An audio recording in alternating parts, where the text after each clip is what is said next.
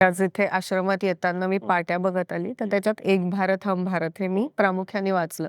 हो, तर हा जो तुमचा संदेश आहे, तुम्ही आता भारत जेव्हा म्हणता, तेव्हा तुमच्या दृष्टीने भारत काय आहे? भारत म्हणजे काय? भारत देश आहे, देशातला समाज आहे, पण आणखीन काय? हो. तर भारत म्हणजे ना, भारतावर झालेले संस्कार, परंपरा म्हणजे जसं पुरोगामी महाराष्ट्र आपण पाहतो, हं, तसंच ना सनातन भारत म्हणजे सुरुवातीच्या काळापासून ज्या परंपरा घेऊन आपण चालतोय, जे हं, संस्कार झाले, त्या संस्कारांवरती आधारित हा जे धष्टपुष्ट झालेला, भरलेला भारत आहे. म्हणजे विविध संस्कृती आहेतच. हं. वेगवेगळ्या भाषा बोलणारा म्हणजे एक जाती, धर्म, सगळेच आहेत. संस्कृती सगळ्याच सगळेच आहेत. गोष्टी. आणि सगळ्यांना घेऊन एकत्र चालणारा फक्त एकमेव भारत असा हा देश आहे. कुठेच तुम्हाला जगभरात असं पाहायला मिळत नाही. की इतक्या भाषा असताना, अनेक धर्मांची लोकं असताना, एक संघटित देश कसा राहू शकतो? तो भारतासारखा राहू शकतो. आणि भारताने हा धडा लोकांना शिकवण्याच्या पाठचं कारण हेच आहे, की आम्ही जगतोय सगळ्यांना घेऊन, की आपण एक आहोत आणि तेच आपण लोकांपर्यंत पोहोचवायचं आहे सगळ्या जगामध्ये. तर एक भारत आणि हम भारत ही हं, संकल्पना जी आहे, हे जेव्हा आम्हाला कळालं, की आज ही काळाची गरज आहे, की भारताच्या प्रत्येक व्यक्तीला कळावं, हं. की भारत खरोखर काय आहे? हां. की फक्त जिओग्राफिकली नाही, तर बांगलादेश हा भाग किंवा पाकिस्तान हा भाग, हा जरी वेगळा जरी झाला असेल, आमच्यासाठी हा भारताचाच भाग आहे. एक संस्कृती एकच असेल. संस्कृती आहे. तिकडचे लोकही तुम्ही पाहाल, कुठेतरी जरी त्यांचा धर्म वेगळा असेल, हं, तुम्ही घरी गेलात तर त्यांची कुठे ना कुठे संस्कृती आपण जे करत आहोत तेच करतात ते. हं. तर बदल झालेला नाहीये. फक्त धर्म बदलला, पण त्यांच्या परंपरेमध्ये जास्त फरक झालेला नाहीये. तर हा सगळा मोठा भाग जो आहे ना, भारतच आहे. अच्छा. त्याच्यामुळे मग पाकिस्तानात ते काय होतं, तर आपल्याला थोडं वाईट वाटतं. सेम बांगलादेशमध्ये झालं तरी वाईट वाटतं. कारण की हा भारतातलाच भाग आहे. हळू त्यांनाही पटून येईल, की बाबा आपण पहिल्यांदाच म्हणजे अगोदरपासून आपण एकच आहोत. कुठेतरी आपण रुसलो किंवा आपण कुठेतरी जमलं नाही आपण, पण ॲक्चुअली आपण एकाच भारतातले सगळेच नागरिक आहोत. हे रिअलाईज व्हायला थोडा वेळ जाईल, पण त्यांना कळेल कारण की वेगळे होऊन त्यांना काय प्राप्त झालं आहे. है ना? त्याची त्यांना अनुभूती लवकरच कळेल. पण हे आपण सगळ्यांना घेऊन एक भारत तयार करतोय. हं, काश्मीरपासून ते केरळापर्यंत सगळ्या ठिकाणपासून एकत्र आपण लोकांना घेतलं, त्यांना आपण शिकवत आहोत, की का म्हणून तुम्ही या भारताचे भाग आहात. जन्मच घेतला म्हणून नाही, पण परंपरा, संस्कृती किती महत्त्वाची आहे आणि शास्त्रावरती आधारित आहे.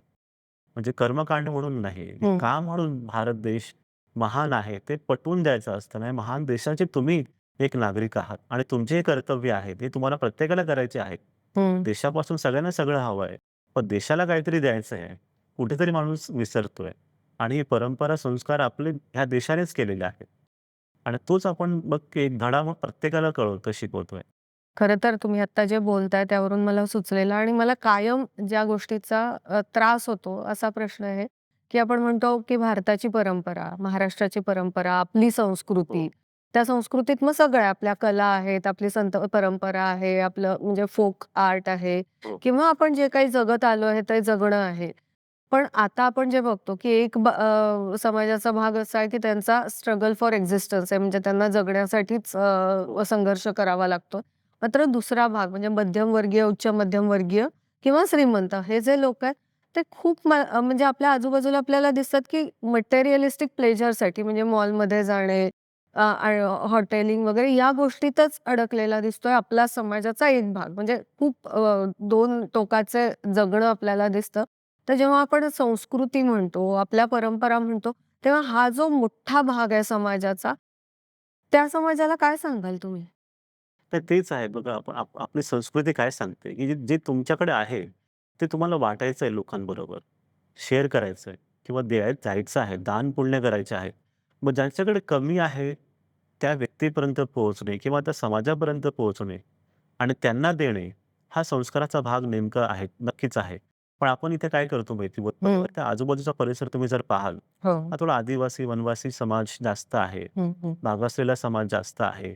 मग आता ह्यांच्यापर्यंत कोण पोहोचलेलं नाहीये, खूप वर्षांपासून. हं, तर आपण तिथपर्यंत पोहोचतो.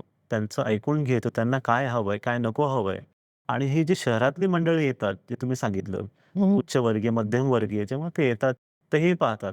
मग ते जे देतात तेच ह्या गरिबापर्यंत पोहोचतंय. या समाजापर्यंत पोहोचतोय. हा मार्ग आपण मोकळा केलेला आहे.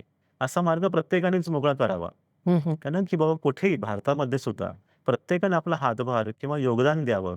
कारण ज्यांच्याकडे श्रीमंती आहे, दैवी कृपेमुळे किंवा तुमच्या परिश्रमामुळे तुम्हाला जे काही मिळालं आहे, त्याच्यातला थोडा भाग तुम्ही गरिबांबरोबर वाटा. जेणेकरून संपूर्ण भारत समाज एक सक्षम समाज होईल, सशक्त समाज होईल. तर प्रत्येकाचंच हे कर्तव्य आहे आणि आपण हे करत असतो. प्रत्येकाला सांगत असतो, की हे तुमचं कर्तव्य आहे आणि तुम्ही स्वतःपर्यंत ते किती ठेवाल, किती जपून ठेवाल. हं. एक दिवस येईल, की तुम्हाला द्यावंच लागेल ते कोणाला तरी. ती वेळ येण्याच्या अगोदरच तुम्ही असा विचार करा, की हे माझा धर्म म्हणून मला करायचं आहे. आणि पहा तुमच्या जीवनात तुमच्या सेवेमुळे कसा चमत्कार घडतोय. एकदम रिअलिस्टिक चमत्कार. हं. मंदिरात जाण्याची गरज नाही. एक सेवा फक्त करा तुम्ही हं, हं.